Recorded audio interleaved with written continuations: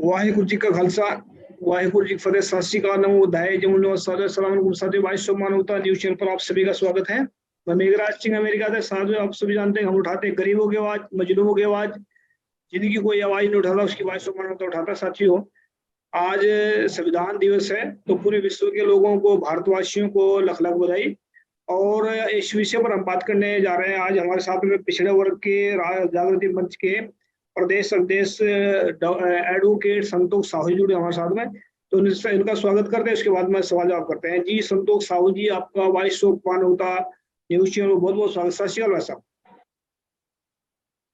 सत श्री अकाल जी, जैसे आज का संविधान दिवस है, संविधान दिवस ये कब से मतलब शुरुआत हुआ इसका, थोड़ा इसके बारे में बता दीजिए। बहुत सारे लोगों को डेट का पता ही नहीं है और सन का भी नहीं पता है, तो इसके बारे में थोड़ा बताएं। संविधान दिवस का मतलब क्या है? जी जी। वॉइस ऑफ मानवता को मैं धन्यवाद ज्ञापित करना चाहता हूँ। वॉइस ऑफ मानवता के सीईओ भाई मेघराज सिंह जी, आपने भारत के संविधान के संदर्भ में एक अति महत्वपूर्ण विषय पे आज बात रखा है। मैं आपको बताना चाहता हूँ कि 26 नवंबर 1949 को भारत का संविधान को भारत के संविधान सभा के अध्यक्ष जी को भारत रत्न महामानव डॉक्टर बाबा साहब भीमराव अम्बेडकर जी सौंपे। भारत का संविधान बनकर पूरी तरीके से तैयार हुआ और 26 नवंबर को सौंपा गया। और भारत का संविधान 26 जनवरी 1950 को भारत देश में प्रभाव से लागू हुआ। तो 26 जनवरी को भारत का संविधान भारत में लागू हुआ, पर 26 नवंबर 1949 को भारत के संविधान को स्वीकार किया गया, बनकर तैयार हुआ। जी जी। और इसमें जैसा कि आपको ज्ञात है जी बोलिए बोलिए बोलिए जी, बात रखिए अपने। जी, भारत के संविधान को बनाने में एक लंबी प्रक्रिया रही है। भारत का संविधान 2 वर्ष 11 माह 18 दिन का एक लंबा समय लगा और लगभग 7,000 से अधिक इसके प्रस्ताव आए और उन प्रस्तावों में सिर्फ 395 प्रस्ताव आर्टिकल का रूप लिया और हर प्रस्ताव के ऊपर संविधान सभा के विद्वान सदस्यों के द्वारा बहुत कठिन बहस किया जाता था। जो बहस के दौरान सफल होता था वही भारत के संविधान में अनुच्छेद का रूप लेता था। जी। और भारत के संविधान को बनाने में भारत सरकार का लगभग 70 लाख रुपए खर्च हुए उस समय। जी जी जी जी। इसमें थोड़ा जो जिस टाइम संविधान सौंपा गया था इनको बना करके, उस वक्त कौन कौन लोग मौजूद थे वहां पर? जो मेन जो इनमें राजनीतिक जो लोग थे वो कौन कौन मौजूद थे उस वक्त? जी जी, आपका सवाल बहुत खास है कि भारत के संविधान को सौंपते वक्त कौन कौन लोग थे। तो उस समय भारत के प्रथम प्रधानमंत्री पंडित जवाहरलाल नेहरू जी थे। भारत के प्रथम राष्ट्रपति माननीय बाबू राजेंद्र प्रसाद जी थे। आचार्य कृपलानी जी थे। ऐसे अति महत्वपूर्ण भारत के ऐतिहासिक महापुरुष थे और उनको डॉक्टर बाबा साहब भीमराव अम्बेडकर जी 26 नवंबर 1949 को भारत के संविधान को भारत के संविधान सभा के अध्यक्ष भारत के प्रथम राष्ट्रपति डॉक्टर राजेंद्र प्रसाद जी थे, उनके हाथों में भारत रत्न महामानव सिंबल ऑफ नॉलेज डॉक्टर बाबा साहब भीमराव अम्बेडकर जी ने सौंपा। जी जी। तो इसमें जिस वक्त डॉक्टर अम्बेडकर ने उनको ये संविधान सौंपा था, उसके बाद में उन्होंने कोई स्टेटमेंट ऐसी जारी की थी जिस जो आजकल लोगों को पता नहीं है? कोई ना कोई बयान तो किया होगा उस वक्त बाहर निकलने के बाद में, या वहां पर ऐसी बात रखी हो तो थोड़ा अगर आपको पता हो उसके बारे में बताना जरा। जी जी, बाबा साहब ने कहा था कि किसी भी देश का संविधान कितना भी अच्छा हो, अगर उसको मानने वाले चलाने वाले लोग का नियत अच्छा नहीं है तो कितना भी अच्छा संविधान गलत साबित होगा। और दुनिया के किसी भी देश का संविधान कितना भी गलत हो, अगर उसको चलाने वाले का नियत अगर अच्छा होगा तो अंततः वो संविधान अच्छा साबित होगा। बाबा साहब ने भारत के संविधान को सौंपते वक्त एक बहुत दूर तक को देखकर यह बात कहे थे और उन्होंने इस संदर्भ में ये बातें रखी थी। जी, एक बात और भी फैलाई जाती है उस वक्त कि बाबा साहब ने कहा था कि संविधान से मतलब मेरा मन करता है उसको मैं खुद हाथ से जला दूं उसको, संविधान को। ऐसी कुछ एक कहावत है या अफवाह उड़ाई गई है, इसके बारे में कुछ पता आपको? इसके बारे में थोड़ा बताएंगे कि डॉक्टर साहब ने खुद कहा था, बाबा साहब ने, कि मैं संविधान को अगर मेरे इसमें नहीं जाता ये तो मैं इसको खुद जला दूंगा इसको, संविधान को। ऐसा कोई स्टेटमेंट दिया था उन्होंने? जी नहीं, ऐसी कोई बातें नहीं है। कई बातें भ्रामक और अधूरी जानकारी पे लोगों के द्वारा कहा जाता है। बाबा साहब ने भारत के संविधान को जितना मेहनत मशक्कत अपनी पूरी जान की बाजी लगाकर बनाए, इतना उनका स्वास्थ्य अच्छा नहीं था, श्वास लगातार गिर रहा था, रात रात जग रहे थे, 24 घंटे वो मेहनत कर रहे थे, तब कहीं जाके भारत का संविधान अस्तित्व में आया। आज भारत का संविधान, लिखित संविधान भारत में है और संविधान के कारण भारत का समस्त व्यवस्था संचालित है। तो बाबा साहब ने ये जरूर कहा कि मैं जिस रूप में इस संविधान को और बनाना चाहता था, पर बहुत सारी अड़चनें थी जिसको मैं बड़ा मुश्किल से पार कर पाया और इस संविधान को यहाँ तक मैं लाया हूँ। मैं बहुत सारे लोगों के लिए और करना चाहता था संविधान में, पर रुकावटों की वजह से मैं सफल नहीं हो सका, पर मैं जितना कर पाया हूँ वो काफी है। और उन्होंने कहा कि मेरे इस कार्मा को अगर आप आगे नहीं बढ़ा सकते तो इसको पीछे जाने मत देना, ये जहां है वहीं पे रोक के रखना। ऐसे सामाजिक आंदोलन के संदर्भ में आवाज बंद हुई बस आपकी आवाज नहीं आ रही, आवाज बंद होगी। संविधान को स्वयं और स्वयं उसको जलाएं, ऐसी कोई बातें नहीं है, ये भ्रामक बातें हैं। बाबा साहब तो बहुत खुश थे कि भारत में लोकतंत्र स्थापित हो गया। अब कोई भी गरीब हो, अमीर हो, राजा हो, रंक हो, भारत के लोकतंत्र में राजनीतिक के दृष्टि से सभी समान हो गए। हाँ, ये बात उन्होंने कहा था कि हम आज बड़े विरोधाभासी परिस्थिति में प्रवेश कर रहे हैं। भारत में अभी भी सामाजिक लोकतंत्र की जरूरत है, भारत में अभी आर्थिक लोकतंत्र की सख्त जरूरत है। हम ये सही है कि राजनीतिक लोकतंत्र में समान हो गए, पर अभी भी भारत को सबसे ज्यादा जरूरत सामाजिक लोकतंत्र और आर्थिक लोकतंत्र की जरूरत, इसके ऊपर बहुत तेजी से काम होना चाहिए, ऐसे बाबा साहब ने कहा।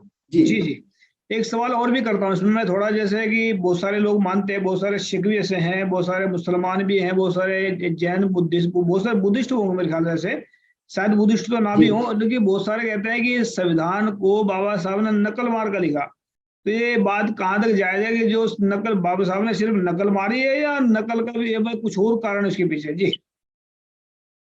जी, बाबा साहब डॉक्टर भीमराव अम्बेडकर जी ने भारत के संविधान को भारत के मूल ढांचे के ऊपर बनाए हैं। ये बात सही है कि जो जानकारियां भारत से दुनिया के अंदर फैली थी, बाबा साहब उन जानकारियों को पुनः इकट्ठा करके भारत के संविधान बनाने में मदद ली।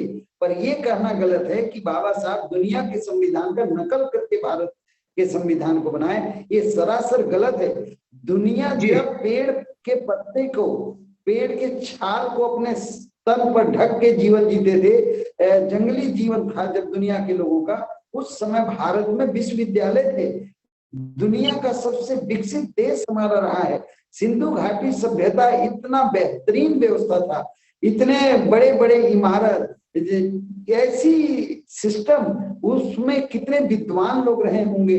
आप कल्पना कर सकते हैं कि अभी सिंधु घाटी सभ्यता, मोहनजोदड़ो, हड़प्पा, लोथल, कालीबंगा, ऐसे जो बड़े बड़े पुरातत्व से जो शहर मिले हैं, आप सोचे कि हजारों साल पहले बनाने वाले लोग कितने महान रहे होंगे। ऐसे महान देश की जानकारी दुनिया में फैली थी, उन जानकारियों को पुनः बाबा साहब अध्ययन किए, अभ्यास किए और फिर से उन बातों को भारत के संविधान में शामिल किए। तो दुनिया में जो बातें गई थी उनको पुनः बाबा साहब अध्ययन करके भारत में वापस लाए। वो भारत की ही जानकारी दुनिया में थी, उसको बाबा साहब संविधान के रूप में फिर से भारत विश्व गुरु बने, इसके लिए उन्होंने कोशिश किया। जी जी जी, इसके लिए स्पेशल धन्यवाद आपका, आपने इतना जानकारी दी, क्योंकि बहुत सारे लोगों को दिमाग में ऐसी बातें बैठी हैं कि बाबा साहब ने नकल मार कर लिखा संविधान को, या उनको ज्यादा जाता नहीं था, वो तो सिर्फ अंग्रेजों के जो दी हुई चीजें थी उनको मतलब उन्होंने जो है लिख करके कर दिया, संविधान ऐसा माना जाता। लेकिन एक हमारा सवाल एक और ये उठता है इसमें, सवाल है कि जो बाबा साहब ने संविधान लिखा था वो हूबहू आज तक चालू है, मतलब लागू किया गया संविधान है, या संविधान के अंदर बहुत सारी तब्दीली हो चुकी है इसका, या जैसे संविधान को इन्होंने सौंपा था वैसे ही आज की डेट में चल रहा है संविधान? इसके बारे में क्या ख्याल आपका? जी, भारत के संविधान में 125वां संशोधन लगभग हो गया। भारत के संविधान का निरंतर संशोधन हो रहा है। जिस रूप में भारत का संविधान था उसमें कई संशोधन हो गए, 125वां लगभग संशोधन हो गया। संविधान उसी रूप में आज भारत में नहीं है, कई संशोधन होते चले गए।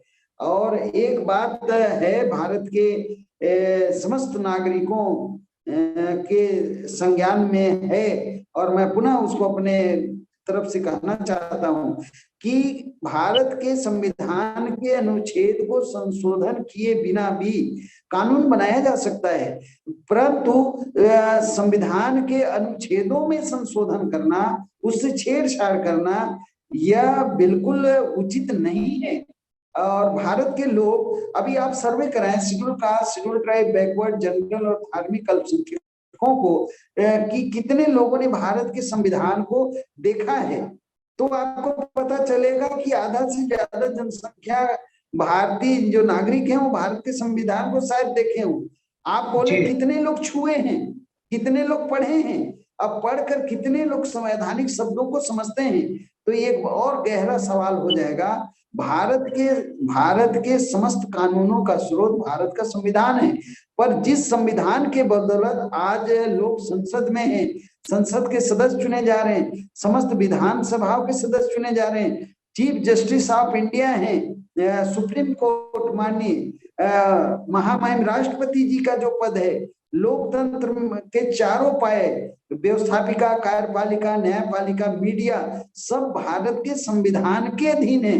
और हमारा जो शिक्षा है, सर्विस है, प्रतिनिधित्व है, भूमि में हिस्सेदारी की बात होगी, उद्योग में हिस्सेदारी की बात करते हैं, जो भी है, हमारा जनगणना तक की अगर बात है, तो इसका समस्त जो प्रावधान है वो भारत के संविधान के अधीन है जी। और जिससे हमारा जीवन है, अस्तित्व है, भविष्य है, संविधान से ही हम खुशहाल हैं, और इसके बारे में ही हमें समुचित जानकारी नहीं है, या सरकारों के द्वारा जिस पैमाने में दिया जाना था, जब काल्पनिक बातों में सीरियल बनाए जा सकते हैं, पिक्चर बनाए जा सकते हैं, अलग अलग प्रिंट मीडिया में, ऐसे टीवी चैनलों में धारावाहिक के रूप में दिखाया जा सकता है, तो भारत के संविधान के ऊपर कितना सारा काम करना था भारत सरकार को, राज्यों की सरकार को, कि जन जन भारत का एक एक बच्चा भारत के संविधान के निर्माण की प्रक्रिया, ये कैसे बनाया गया, क्यों बनाया गया, कब से बनाया गया, इसका पृष्ठभूमि क्या था, इसमें कितने खर्चा है, भारत के कितने लोग इसमें लगे थे बनाने में, वो कौन कौन सी परिस्थितियां थी, दुनिया में भारत के संविधान को बनाने के लिए क्या क्या करना पड़ा, ये समस्त जानकारी अभी भारत के बच्चे को पता होना चाहिए, क्योंकि भारत का संविधान ही भारतीयों की खुशहाली का जड़ है। हम अगर आज इस रूप में हैं तो इसका श्रेय किसी और को नहीं, भारत के संविधान को है। जी जी जी, मेरा सवाल ये है दूसरा कि जो संशोधन हुए हैं, इससे भारत के जो मूल निवासी हैं, एसटी, एससी, ओबीसी के लोग या सिख हैं, जितने भी हैं, इसको संविधान का संशोधन करने के बाद में उनको फायदा हुआ है या नुकसान हुआ, थोड़ा इसके बारे में बताएं। जी जी, कई ऐसे आर्टिकल हैं जिसको संशोधन नहीं किया जाना था, उसको कानून बनाकर और भारत की व्यवस्था को चलाया जाना था, पर कानून ना बनाकर उसमें मूल ढांचे में संशोधन करके कानून बनाया जाना, ये भारत के संविधान के आर्टिकल के साथ जो हुआ है वो उसके बारे में लोगों को जानकारी होना चाहिए कि किस आर्टिकल का संशोधन क्यों किया गया, उसकी पृष्ठभूमि क्या थी, उससे कौन से कानून बनाए गए, वो भारतीय लोगों में उसका क्या प्रभाव पड़ रहा है। ये जैसे निजीकरण का मामला है, सेज का मामला है, निजीकरण के माध्यम से आप देखें कि पूरे देश की संपत्ति एक एक करके हाथ से भारत के लोगों के हाथों से निकल रहा है। आप देख सकते हैं इन बातों को, उसका क्या प्रभाव पड़ रहा है। आज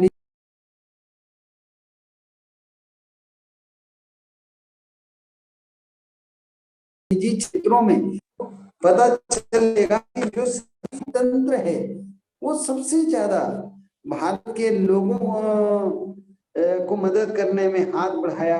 हर क्षेत्र में उसने बढ़ चढ़कर हिस्सा लिया, चाहे वो हॉस्पिटल का मामला हो, पुलिस का मामला हो, मिलिट्री का मामला हो, जो वैज्ञानिक है उनका मामला हो, जो सरकार के नियंत्रण में है, जो सरकार का सिस्टम है, वो इस विभत्स जो वैश्विक महामारी है उसमें सबसे ज्यादा अपना योगदान दिए। और जो प्राइवेट संस्थाएं थी, बहुत सारे संस्थाएं बंद पड़े थे, तो तब लोगों को समझ में आया कि जो सरकार के अधीन तंत्र है वो कितना कारगर है, और जो प्राइवेट हो रहा है, जिसके मालिक एक एक व्यक्ति बन रहे हैं, उसका कितना बड़ा योगदान है ऐसे वैश्विक महामारी के समय में।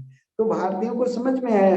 मैं आपको कहना चाहता हूं कि भारत का संविधान समाजवाद का पोषक है। हाँ, ये जरूर है कि पूंजीवाद को प्रश्रय दिया गया, पर अभी आप देखें कि समाजवाद का हालत क्या है भारत में। अब पूंजीवाद को देखिए, वो जेट प्लेन में चल रहा है। उस समय श्रीमती इंदिरा गांधी जी जब भारत के प्रधानमंत्री थी, उन्होंने बहुत सारे बैंकों का राष्ट्रीयकरण करके और भारत के लोगों के ऊपर कितना बड़ा उपकार किया। तो बहुत सारी बातें हैं। भारत के संविधान को लेकर जन जागरूकता जिस तरीके से वॉइस ऑफ मानवता के चैनल के माध्यम से देश भर में जो जन जागृति फैलाई जा रही है, मैं निरंतर देखता हूँ कि बड़े मौलिक विषय पे भाई मेघराज सिंह जी आपका जो विषय लगाए जाते हैं, ये इसके लिए तो मैं आपको बहुत बहुत धन्यवाद देना चाहता हूं कि आज भारत में अगर सबसे ज्यादा किसी चीज के प्रचार प्रसार की जरूरत है तो वो है भारत का संविधान।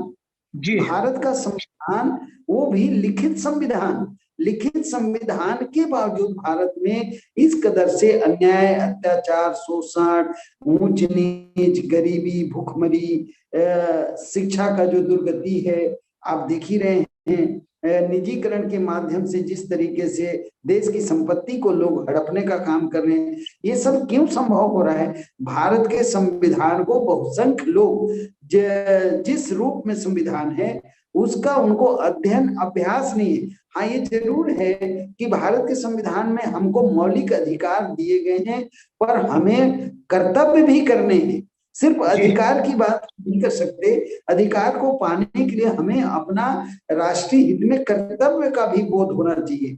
और आपके द्वारा जो विषय लगाया गया है बहुत खास है।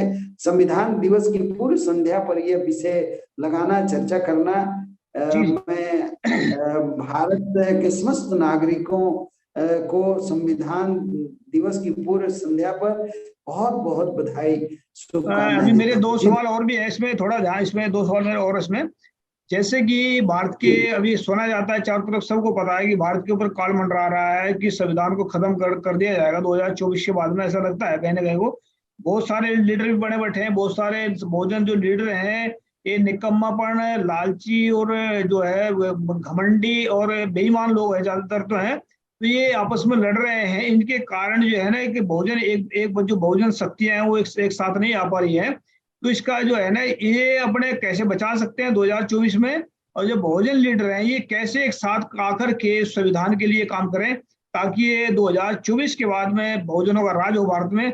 हम चाहते हैं कि बहुजन एक सुख खुशहाली की जिंदगी जिए, अभी तो फिलहाल भीख मांग रहे हैं, मतलब जैसे आरक्षण की बात करते हैं बार बार कि आरक्षण दे दो, हमें आरक्षण दे दो। भाई आरक्षण आप क्यों मांग रहे हैं किसी से? आप आरक्षण देने के लायक बनो ना, क्यों मांग रहे हैं आरक्षण किसी से?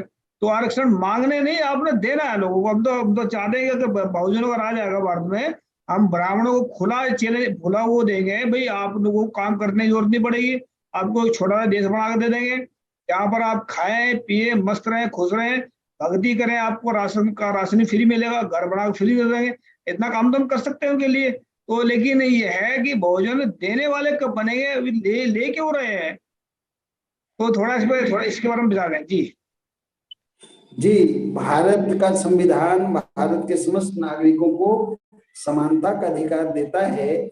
मैं इस विषय पे ये कहना चाहता हूँ कि जो बहुजन शब्द है ये पाली भाषा का शब्द है और हजारों साल पुराना है। बहुजन का मतलब बहुत जन, मतलब एक बहुसंख्य लोगों का जो संख्या है उसका बोध कराता है। भारत में हम 26 जनवरी 1950 के पूर्व जाति और उपजातियों में बटे थे, पर महामानव Bharat Ratna symbol of knowledge doctor बाबा साहब भीमराव अंबेडकर जी ने हजारों जाति हजारों उपजातियों में बटे हुए लोगों को एक एक पहचान दिलाने में कामयाब हो गए। या तो हम आज भारत में शेड्यूल कास्ट हैं, या हम शेड्यूल ट्राइब हैं, या अन्य पिछड़ा वर्ग हैं, या हम सामान्य हैं, या धार्मिक अल्पसंख्यक हैं। ये 5 वर्ग में हम भारत के लोग हैं। पर ये बात है कि आज जो अनुसूचित जाति जिसमें 1703 जातियां हैं, अनुसूचित जनजाति जिसमें लगभग 801 जातियां हैं, अन्य पिछड़ा वर्ग जिसमें मंडल कमीशन के आधार पर 3743 जातियां हैं, और इन्हीं तीनों वर्गों से बहुसंख्य लोग इस्लाम को कबूल कर लिए, ईसाईयत को कबूल कर लिए, सिखिज्म को कबूल कर लिए। बुद्धिस्ट तो इस देश का मूल धर्म ही रहा है। तो मैं ये कहना चाहता हूँ कि जो schedule caste, schedule tribe, backward और जो धार्मिक अल्पसंख्यक शब्द है, भारत का संवैधानिक शब्द है, ये लोग कल जातियों में बटे थे तो तबाह थे, और आज हम हजारों लाखों संगठन बना रहे हैं। 10 लोग मिले संगठन बना लिए, कुछ लोग मिले संगठन बना लिए। तो कल हम जाति के नाम पे तबाह थे, आज ऐसा ना हो कि हम छोटे छोटे संगठन के नाम पे तबाह हो जाएं। ऐसा बिल्कुल भारत में नहीं होना चाहिए। आपसी मतभेद, हम इंसान हैं, हमसे गलती हो सकता है, तो आपसी मतभेद को भुलाकर हमको बाबा साहब भीमराव अंबेडकर जी के द्वारा बनाया गया जो व्यवस्था है, जहां समता, स्वतंत्रता, न्याय और बंधुता पर भारत के समाज का रचना हो, बाबा साहब का ये सपना है। इस सपना को अगर हमें साकार करना है तो हम बहुजनों को एक मंच पे आना होगा। और बहुजन का मतलब है भारत के 90% लोग, 85 से 90% लोग भारत में बहुजन के नाम से जाने जाते हैं। बहुजन कोई पार्टी या कोई जाति या वर्ग का नाम नहीं है। बहुजन भारत के मूल निवासी, मूल बासिंदों के वंशज, जिनकी संख्या अभी भी भारत में 85 से 90% है।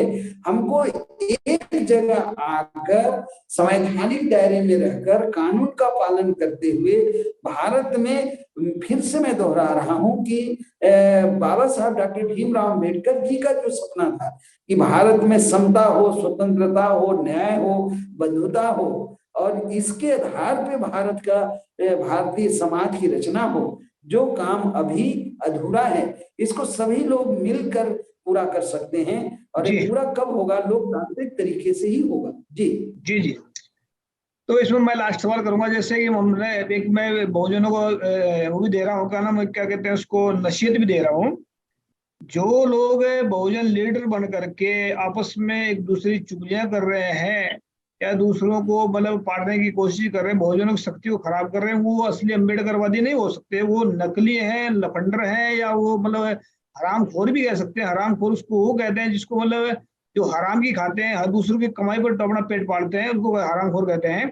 तो अगर उन्होंने अपनी माँ का दूध पिया है, वो डॉक्टर अम्बेडकर के सच्चे अनुयायी हैं, वो अपने घमंड को त्याग करके, लालच को त्याग करके, अपने इसको त्याग करके एक प्लेटफॉर्म पर आएंगे और कुछ शर्तें ऐसी रखें ताकि एक दोबारा मतलब बिछड़ न पाए वे पहले जो 85 बात करें, 85% है, 85 करोड़ जो टुकड़े हुए पड़े हैं इनके लोगों के, तो एक साथ कैसे हो पाएंगे?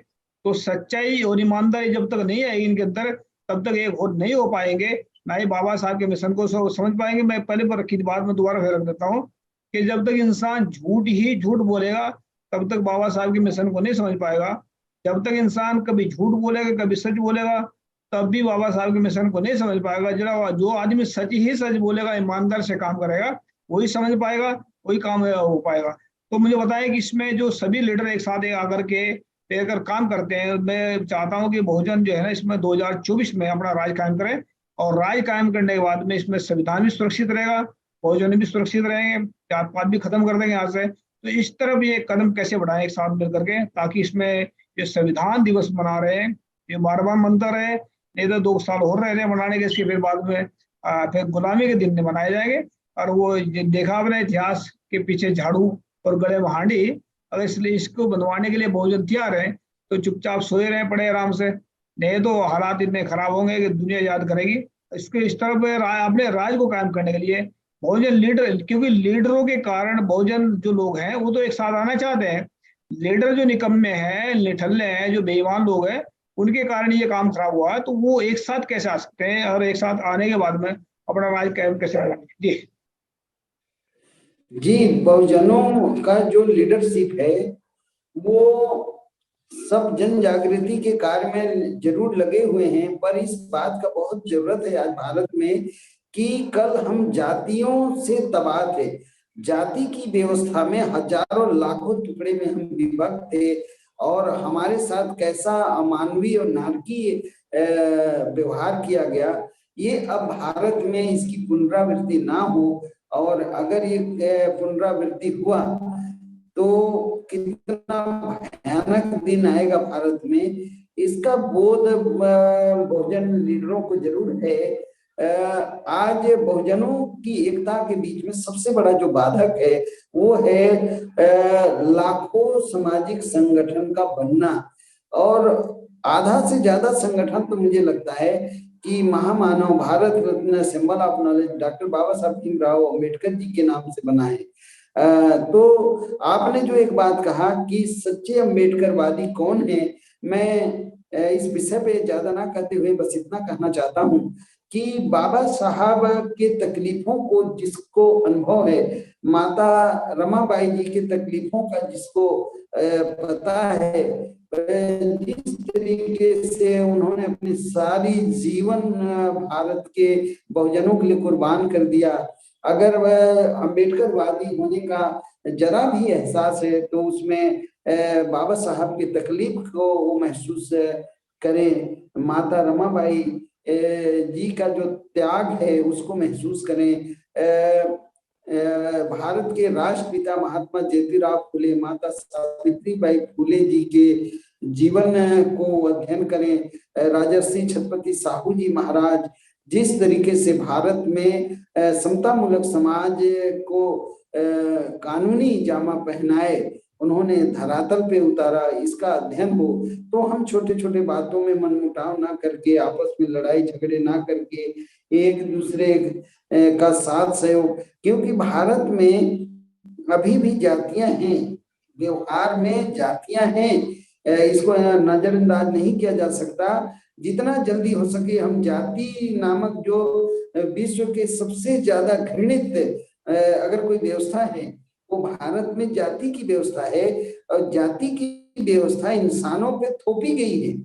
जी जी जी धरती के ऊपर 196 देश हैं और करीब 47 टेरिटरीज हैं। दुनिया में कहीं भी जातियां नहीं पाई जाती मनुष्य के अंदर, सिर्फ भारत में पाया जाता है जाति की व्यवस्था, वर्ण की व्यवस्था, और यही वो व्यवस्था है जो भारत को गुलाम बनाने का सबसे बड़ा कारण बनता रहा, और आगे हम संगठनों के कारण गुलाम ना हो, ये बहुजन लीडरों को सोचना है। हम एक मनुष्य के जीवन का मर्यादा है कोई 70 वर्ष, 80, 100 वर्ष के अंदर लगभग 95% लोग धरती से चले जाते हैं, ये नश्वर शरीर नष्ट हो जाता है, पर ये देश तो रहेगा, हमारा आने वाला पीढ़ी तो रहेगा। तो हमको बाबा साहब के वास्तविक बातों को समझकर, बाबा साहब को एक जाति से नहीं बांधा जा सकता, एक क्षेत्र से नहीं बांध सकते, एक बोली भाषा से नहीं मान सकते। महामानव डॉक्टर बाबा साहब भीमराव अम्बेडकर जी सच्चे मायने में भारत के सर्वश्रेष्ठ नेतृत्वकर्ता थे। वो सभी लोगों के वास्तविक नेता थे, वो पूरे सच्चे मायने में भारत के सपूत थे। जी जी वो हमारे आदर्श हैं। उनके त्याग को देखें, समर्पण को देखें, विद्वता को देखें, तकलीफ और कठिनाइयों से उन्होंने किस तरीके से। साथियों, हम बात बताना चाहते हैं कि वो हम एक शायरी सुनाना चाहते हैं कि उठो जागो मूल निवासियों, अब सोने का वक्त नहीं है, टूट जाएंगी गुलामी की बेड़ियां, इससे ज्यादा बहुजनों के पास होने को कुछ नहीं है। उठो जागो और अपने आजाद देश को आजाद कराओ, क्योंकि अब गुलामी में फंसे हुए लोग हैं। तो गुलामी में हम ब्राह्मणों को भी आजाद करेंगे, ब्राह्मण भी खुद की गुलामी में खुद फंसे हुए हैं, और हम खुद आजाद होंगे। तो इसमें संतोष साहू जी, आप हमारे साथ में जुड़े संविधान स्थापना दिवस के उस मौके पर आपका स्पेशल धन्यवाद, और उम्मीद भी करते हैं आप ऐसे ही बेखौफ होकर बेखौफ आवाज उठाते रहेंगे। तो आज के लिए आपका लिए स्पेशल धन्यवाद, और मिलते हैं नेक्स्ट प्रोग्राम। Thank you. सत श्री अकाल। वाहिगुरू जी का खालसा, वाहिगुरू जी का फतेह। Thank you.